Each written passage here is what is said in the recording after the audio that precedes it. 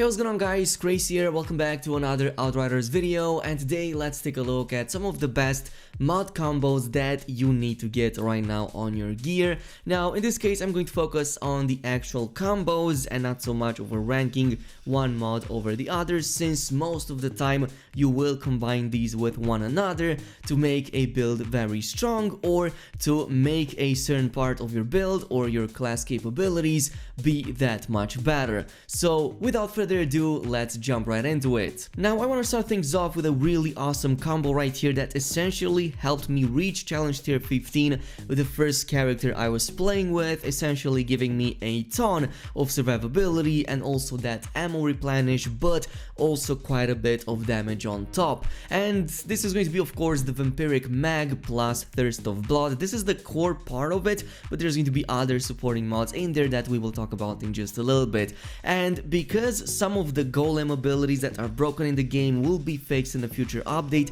this might just become way better and way more useful in the next big update that drops for Outriders. So in this case, the core component of it is going to be of course the Vampiric Mag. If you shoot an enemy afflicted with a bleed, it's going to replenish 50% of your ammo in your magazine, making it the biggest ammo replenish right now in the game, even better than the Toxic Lead that, well, the Technomancers have, which is only 40%.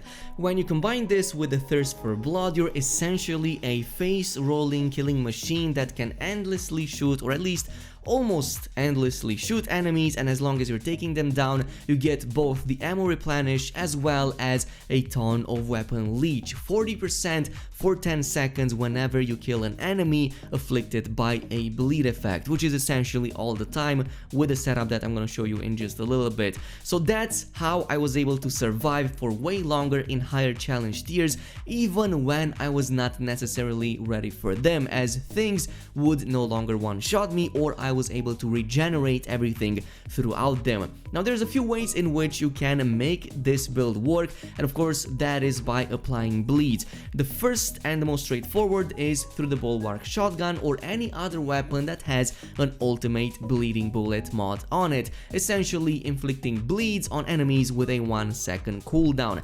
This is the go-to method for a trickster, for example. It's amazing, also the weapon is really great, so you don't have to worry about anything outside of setting this up with these three mods right here. A second way in which you can do this for even higher damage is through combining Embalmer's Rage, which is a tier 3 weapon mod, with the Vein Ripper. Now I will give you a disclaimer: to get the Embalmer's Rage you essentially have to get the High Roller shotgun and then dismantle it, because that's where you will find this mod. But if you are lucky enough to get that, this is going to be pretty amazing. For 5 seconds after killing an enemy, you're going to have all of your shots become critical shots no matter where you hit the enemy on its body, which is a perfect combo with a Vein Ripper, which makes those critical shots to inflict these bleed effects onto the enemies. So not only do you deal higher damage, but because you have the critical shots, you also provide those bleeds which feed into your Vampiric Mag and Thirst for Blood, essentially completing the cycle right there. But again, you need 4 mods in order to do this. The final way in which you can do this is by playing a class that might have certain passives that already apply bleeds automatically on your target. In this case, the perfect one would be of course the Devastator, which not only has bleeds onto its melee attacks but also into its Impale and Endless Mass active abilities, both of which provide these as well, so that might be a little bit more simple to set up. Furthermore, you can also buff up the damage by another 15% by adding a bloody boost on top, so that enemies afflicted by a bleed effect also have a 15% damage increase done upon them, which would pretty much finish this full setup. Moving on to number 2, the combo that we're gonna focus on next is going to be all about the firepower builds, and there's at least a handful of these in the game, both tier 2 and tier 3, that you will want to combine for some really crazy results. Again, this is only for the armor, not the ones for the weapons. We will focus on that in a different video.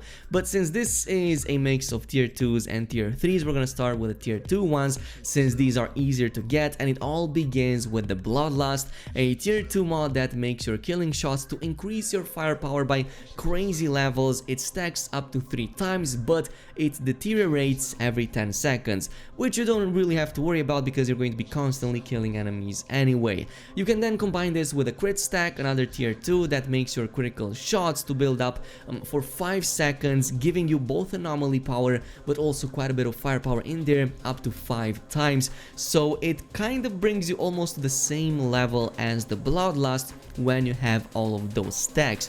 The only thing you have to worry about with the crit stack is to hit those critical shots so that you can benefit from it, which would be a great fit, for example, with something like the previous Embalmer's Rage I was talking about, which ensures that you will always critical hit onto the targets no matter what body part you hit.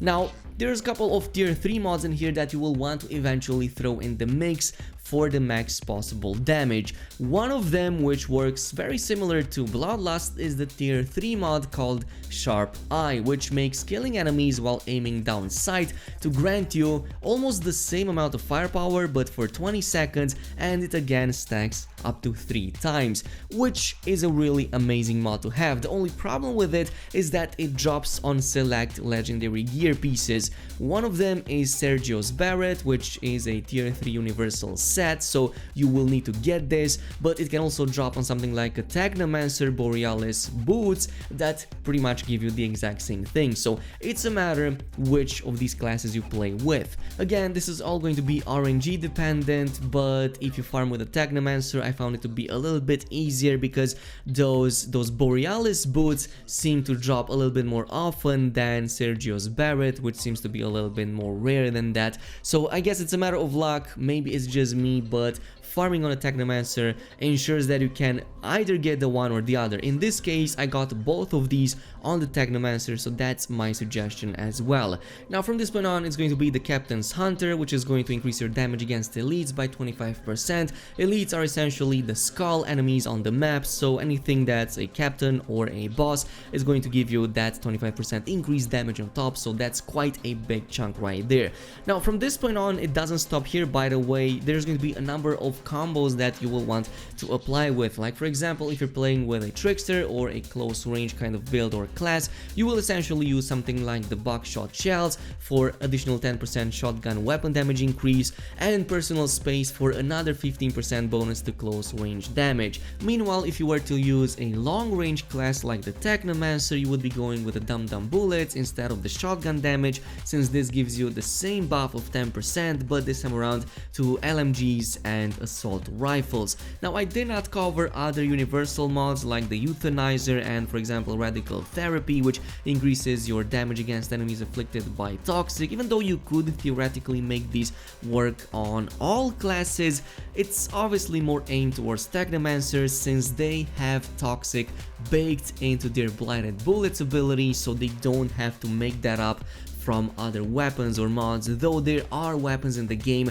that have tier 3 mods that can apply toxic onto targets. It's just that it's not the same as it is with a Technomancer. Now for the Anomaly power builds, here is where it becomes a little bit more complicated, because unlike firepower builds where we have at least 10 amazing mods in there, for the Anomaly build there's only like a couple of them for the armor at the very least, and you kinda have to make up for them with tier 3 class specific mods or tier 1 class specific mods, which is not the point of this video. Like for example, using something like the Akari set for the Pyromancer or Edge of Time for the Trickster in order to create Anomaly builds. But regardless, I will still cover these, and I will start with a tier 3 mod called Anomaly Echo, which grants like 11,000 Anomaly power bonus on skill activation for 15 seconds. Also gives you a bit of firepower in there too, but it's one of the best in the game nonetheless.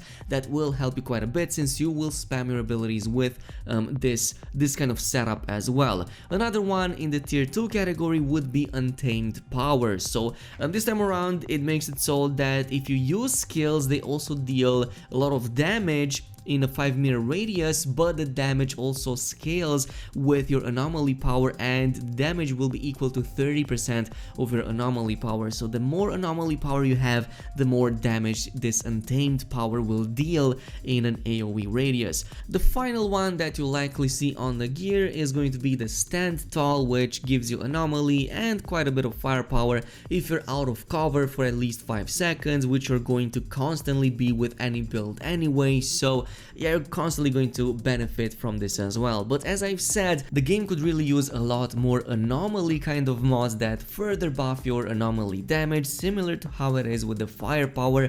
Maybe that's one of the main reasons why anomaly builds tend to lag behind a little bit the firepower ones. Well, with a couple of exceptions, mostly in terms of the Pyromancer that still has a few more on top that are aimed specifically towards it, and I will also want to throw in Twice as Hot in the mix that deals a lot more damage basically when you're using skills against enemies afflicted by a burn effect, which is all the time, and there's 2 more in there that also deal 20% more damage against enemies afflicted either by a burn or by an ash effect. And yeah, kind of wish that there were multiple of these, but as I've said, the rest of the tier 3 mods and the bonus effects on legendary gear is what you're looking for to make those anomaly builds work. This is going to bring us to the last combo, and that's going to be about the defensive capabilities. Now, this isn't like purely a combo like the previous ones, since essentially you will only run 1 or at a max 2 of these at any given time, but